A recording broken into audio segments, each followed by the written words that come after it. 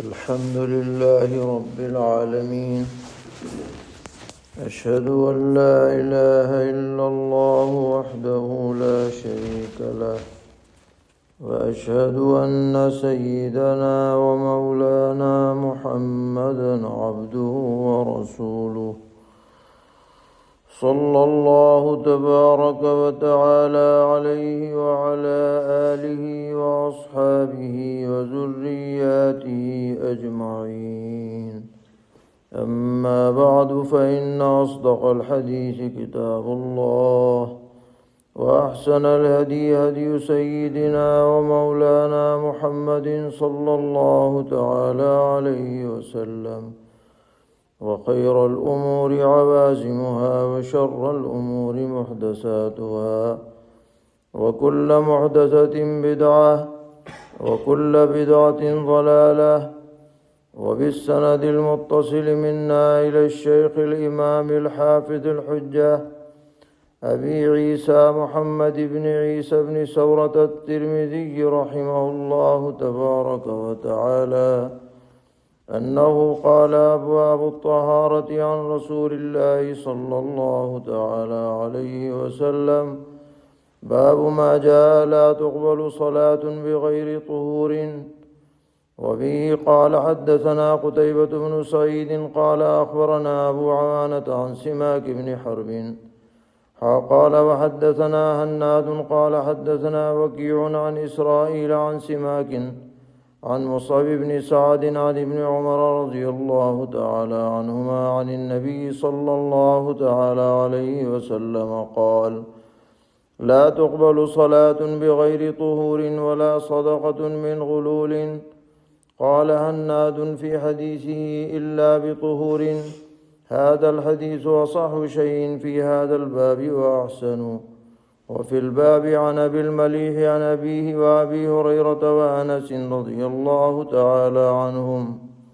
وأبو المليح بن أسامة اسمه عامر، ويقال زيد بن أسامة بن عمير الهذلي. یہ ہم لوگوں کے لیے سعادت کی بات ہے کہ آج 9 شوال سن 1447 ہجری مطابق 29 مارچ 2026 کو حضرت امام ترمذی رحمۃ اللہ علیہ کی قبر پر حاضری کا موقع ملا ہے۔ حضرت امام ترمذی رحمۃ اللہ علیہ کا امت پر بہت بڑا احسان ہے کہ آپ نے اپنی سنن میں وہ احادیث شریفہ جمع فرمائیں کہ جن سے کسی بھی امام نے اپنے مسلک کے متعلق استدلالات کیے ہیں، اور ساتھ میں حضرت نے فقہی اقوال بھی نقل فرمائے اور حدیث کا درجہ بھی متعین کیا۔ اور ایک خاص امتیاز یہ بھی اس کتاب کا ہے کہ ہر حدیث کے جو متابعات ہیں، شواہد ہیں، یا اس جیسے مضامین کی روایات ہیں، ان کی طرف بھی وفی الباب کہہ کر اشارہ کر دیا ہے۔ تو جب کوئی آدمی ترمذی شریف پڑھتا ہے تو وہ صرف حدیث ہی نہیں پڑھتا بلکہ فقہ بھی پڑھتا ہے اور علم حدیث بھی پڑھتا ہے۔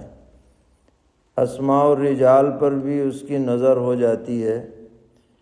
اسی لیے ہمارے مدارس دینیہ میں دورہ حدیث شریف میں ترمذی شریف کو بہت اہمیت حاصل رہی ہے۔ اللہ تعالیٰ کی توفیق سے یہ کتاب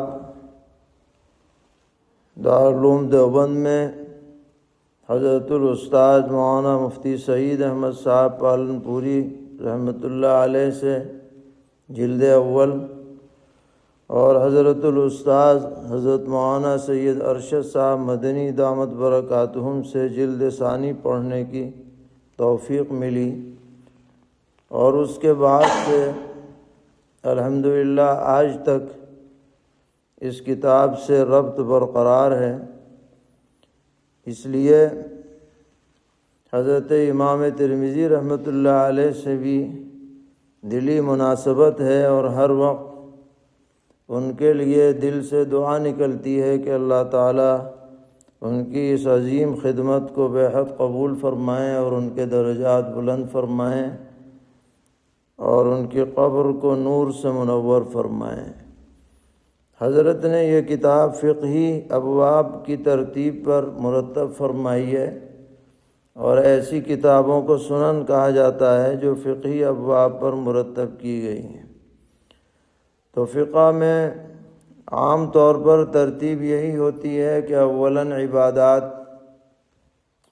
کا ذکر ہوتا ہے، اور عبادات میں سب سے پہلے نماز ہے، اور نماز کی شرائط جب ذکر ہوتی ہیں تو طہارت سب سے پہلے ہوتی ہے۔ اس لیے حضرت نے ابواب الطہارتی عن رسول اللہ صلی اللہ تعالی علیہ وسلم کا عنوان قائم فرمایا، اور پھر پہلی حدیث سیدنا حضرت عبداللہ ابن عمر رضی اللہ عنہما سے نقل فرمائی کہ نبی اکرم صلی اللہ تعالی علیہ وسلم کا ارشاد ہے کہ لا تقبل صلاة بغیر طہور، کہ نماز بغیر پاکی کے قبول نہیں ہے۔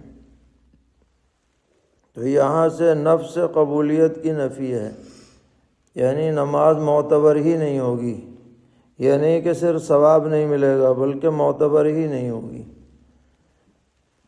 اور فرمایا ولا صدقۃ من غلول، خیانت کے مال سے کوئی آدمی صدقہ کرنے لگے تو صدقہ تو ہو جائے گا لیکن صدقے کا ثواب نہیں ملے گا۔ تو یہاں قبولیت سے مراد یہ ہے کہ ثواب سے محروم رہے گا، عدم قبولیت سے۔ اور نماز سے جہاں لا تقبلو کہا گیا وہاں سرے سے نماز ہی معتبر نہیں ہوگی۔ تو یہ حدیث حضرت سب سے پہلے لائے ہیں جو یہاں پر پڑھی گئی۔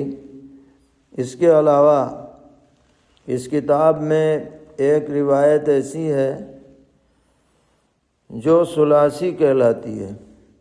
ثلاثی سے مراد یہ ہے کہ حضرت امام ترمذی رحمۃ اللہ علیہ اور صحابی کے درمیان میں صرف 2 واسطے ہیں، اور تیسرا واسطہ صحابی کا ہے، اور پھر نبی اکرم علیہ الصلاۃ والسلام سے وہ حدیث متصل ہے، تو وہ بھی یہاں پڑھ دی جاتی ہے۔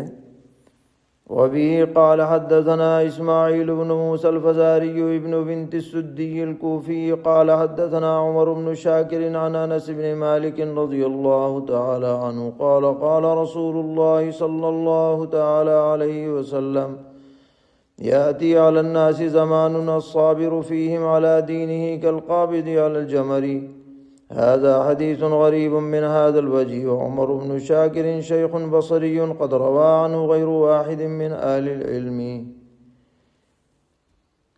تو یہ ثلاثی حدیث ہے، اس میں نبی اکرم علیہ الصلاۃ والسلام کا یہ ارشاد سیدنا حضرت انس بن مالک رضی اللہ تعالی عنہ نقل فرما رہے ہیں کہ ایک زمانہ لوگوں پر ایسا آنے والا ہے کہ دین پر جمنا ایسے ہی مشکل ہو جائے گا جیسے مٹھی میں انگارہ رکھ کر اسے برداشت کرنا مشکل ہوتا ہے، ایسے ہی دین پر جمنا اور دین پر عمل کرنا یہ بھی آدمی کے لیے مشکل ہو جائے گا۔ احوال اور معاشرہ ایسا بدل جائے گا، یہ پیغمبر علیہ السلام نے تنبیہ فرمائی ہے۔